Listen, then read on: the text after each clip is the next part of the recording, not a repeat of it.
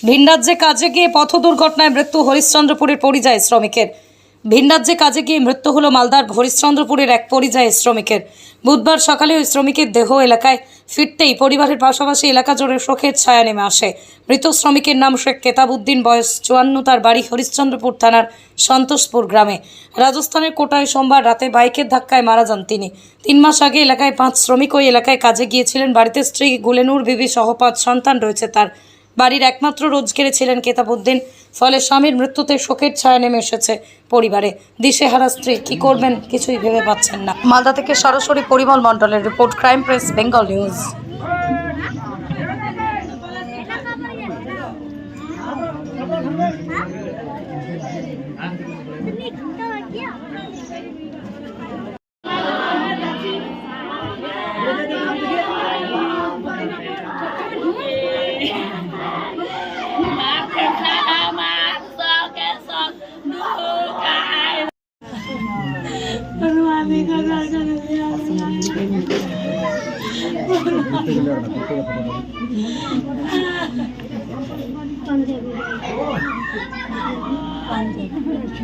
খানা খান করে বাইরে করতে যা বাইর কর আকা কি করে বাইর কর আকা কি করে সবকে কাজে দেখাতে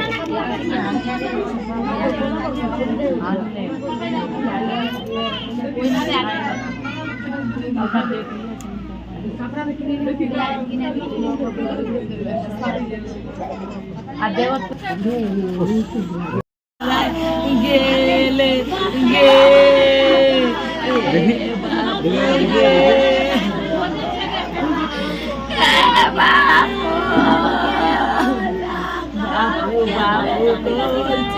বাপুনে বলছে আগোবার গে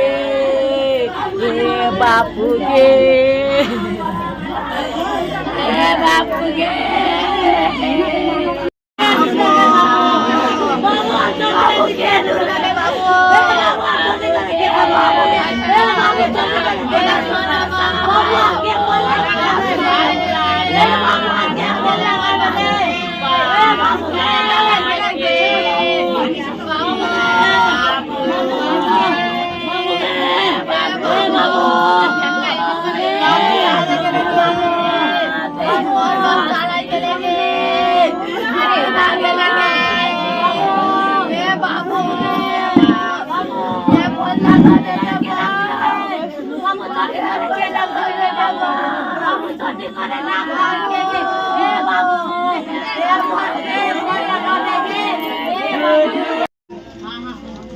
बोल दे তুই দেখ তুই দেখ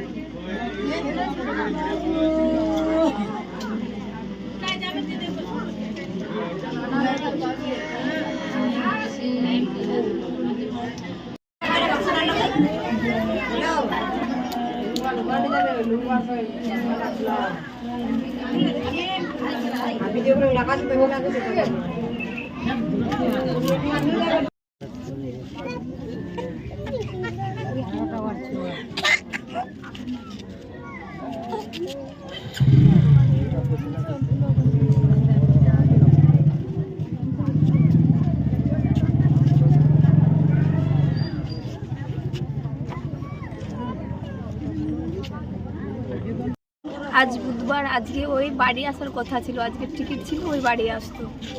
কারণ যে ওই গিয়েছিল আমাদের রোজার কি যেন বলছে যে সব রাতের 8-10 দিন আগেই গিয়েছিল।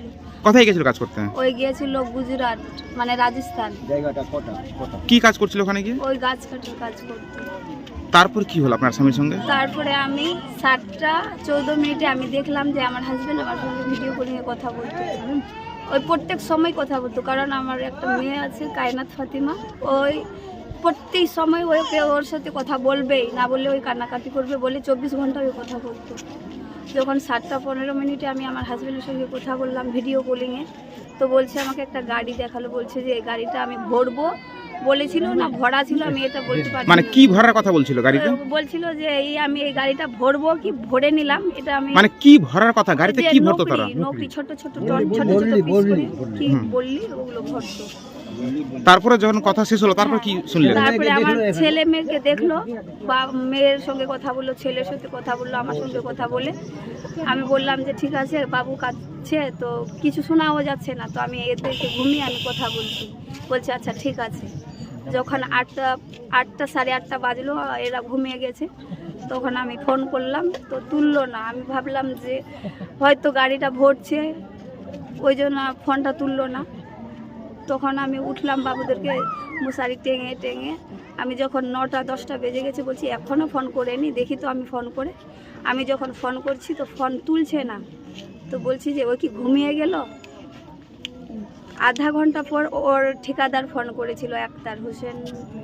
ওই বলছে যে আমি বলছি কায়নাতের বাপ, ওই বলছে না গে আমি ঠিকাদার বলছি। আমি বলছি কায়নাতের বাপ গে মামা, তো বলছে যে ঘুমিয়ে গেছে, ওই অ্যাক্সিডেন্ট হয়েছে। আমি বলছি কীভাবে হলো? বলছে যে রাস্তা যাচ্ছিল কাজ করে, একটা বাইক অ্যাক্সিডেন্টে মারা গেল। না মারার কথা বললো না, প্রথম বলছে যে নাক থেকে খুবই রক্ত, হসপিটালে নিয়ে যাচ্ছি।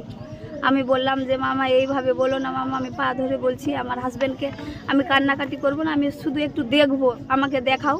বলছে এখন দেখার টাইম নাই, আমাকে দেখায়নি।